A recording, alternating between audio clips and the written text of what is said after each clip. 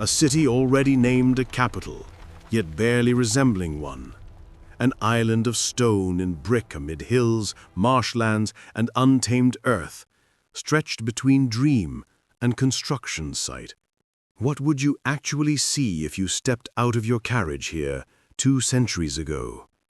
The wind carries the scent of wet clay, freshly hewn stumps, and smoke from scattered chimneys. Horses founder in deep ruts, and ahead, on elevated ground, rise the silhouettes of buildings with which the young republic means to prove its greatness to the world. And all of it feels as fragile as a promise written in ink not yet dry. For a moment, forget the marble Washington you know. This is the capital when it was still a question, not an answer. Welcome to Washington City, circa 1800.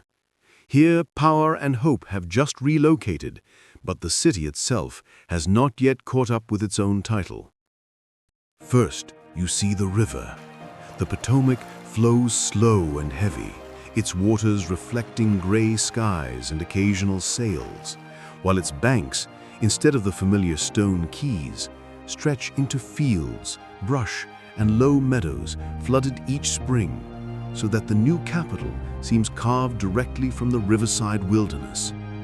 It feels less like arriving in a capital and more like docking at the edge of an unfinished idea, a place where the forest has only just begun to retreat.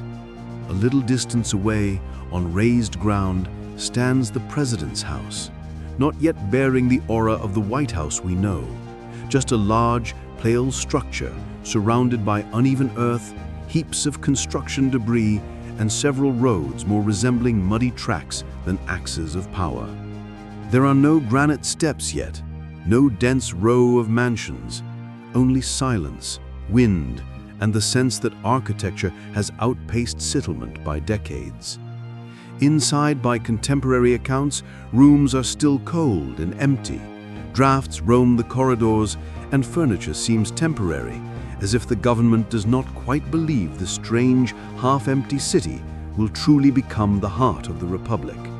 As you watch, ask yourself, would you stake a nation's future on a place that looks like this? From the President's house stretches a road destined to become the famous Pennsylvania Avenue. But now it is merely a wide strip of mud and ruts where wagons struggle forward, leaving heavy tracks in the clay. Along its edges stand scattered houses, barns, kitchen gardens, and stumps, traces of recently cleared forest, showing how a plan on paper labors to become a street in reality. It is a road between two worlds. Behind you, the modest, lonely palace of the executive. Ahead of you, the ghost of a legislature that is still being built. Along this road, one can climb toward the hill where the Capitol is already rising. The building is unfinished, one wing complete, the other in varying states of readiness, surrounded by scattered building materials and scaffolding. And the whole structure resembles more a promise of a future ensemble than the familiar symbol of accomplished power. If you stay with this walk a little longer, you can almost hear the hammers and chisels echoing across empty lots, a reminder that the laws shaping millions of lives are being debated in a building that itself is not yet whole. From the hill unfolds a panorama of the surrounding city. Wide, empty spaces, broken streets, isolated blocks with more distance between them than connection. And in this sparseness, one feels both vulnerability and audacity. The young nation decided first to inscribe upon the Potomac's banks an ideal plan of avenues and squares, and only then slowly fill it with life. If you turn your gaze from L'Enfant's axes and walk westward toward Georgetown, the city becomes more real. Here the shadows of grand ideas are shorter, and the scent of wet cobblestone, tobacco, fish, and coal is thicker. Here the harbor and warehouses live by their own commercial rhythm, which existed before the Capitol and seems capable of doing without it. This is where Washington stops being a drawing and becomes a working place. Creaking docks, shouted orders, barrels rolling along planks, the slap of river water against hulls. In the streets, you can see craftsmen, dock workers, shopkeepers, free black people, and enslaved persons whose hands, invisible in solemn plans and engravings, actually lift the bricks, lay the roads, and bear on their backs that very city of the future, which still lacks money, people, and time. For a brief second, imagine pressing pause here and zooming in on any one of these lives. None of them know they are extras in the origin story of the world's most powerful capital. In the evening, when fog rises from the river, the scattered lights in the windows of Washington City's dispersed houses seem like campfires of a small encampment spread around the grand words Congress and Republic. And between these lights remains so much darkness that it becomes clear this is not a completed metropolis, but an outpost thrust deep into the continent.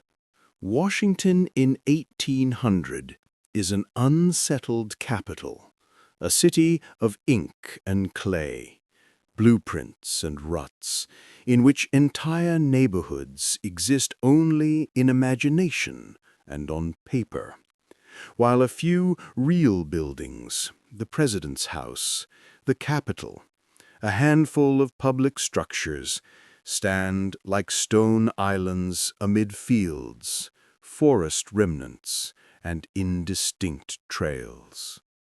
Here power is already inscribed in laws, but not yet fixed in stone and habit. Decisions made beneath the unfinished vaults of the Capitol echo through nearly empty streets, and in that echo, one hears both confidence in the future and anxiety. Whether the Republic will have strength enough to populate its own design, to transform the ideal plan into a living city.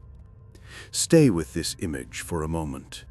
A government debating the destiny of a continent in rooms where the plaster is still drying and the road outside turns to mud after every storm. Walking through this Washington, you feel the instability of the moment. The capital of a young nation balances between provincial settlement and future imperial showcase, and it is precisely this tension between what is already drawn and what does not yet exist that makes a walk through Washington City of 1800 so piercing.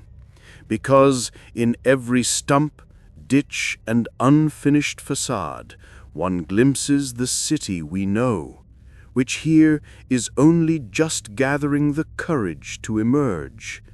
And as we leave these muddy streets behind, remember, every monument you recognize today began like this, as a risk, a sketch, and a lonely building in the wilderness.